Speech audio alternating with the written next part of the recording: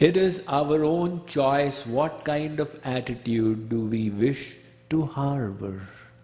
People complain to me, Swamiji, 3 days ago this person said this to me, so I am miserable.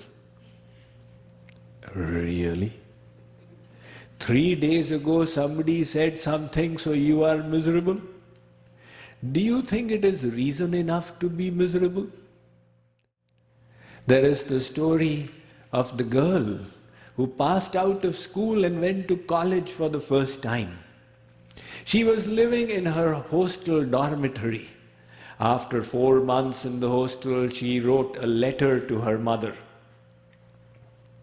She said, Mummy, 1 month after I had been living in the dormitory, I got into trouble.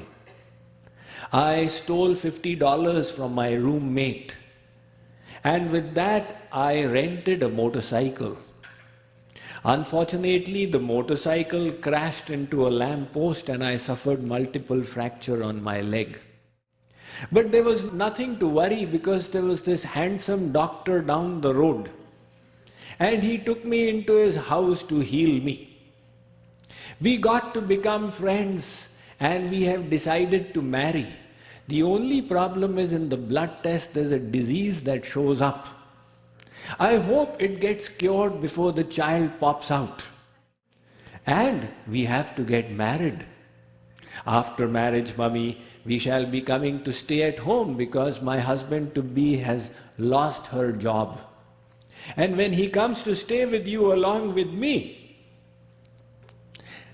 I am sure you will enjoy his company, but I wish to warn you that he is from another religious tradition and he will keep trying to convert you. The mother was practically pulling her hair. Then in the end she wrote, Mummy, actually, none of this is true. The only thing that is true is I've got an F in algebra. I wanted you to see it in the proper perspective. What is perspective? Attitude. It could have been so much worse. Supposing you were born a few decades ago, during the Second World War, and you had to sit in the trenches and fight, then how would your attitude have been?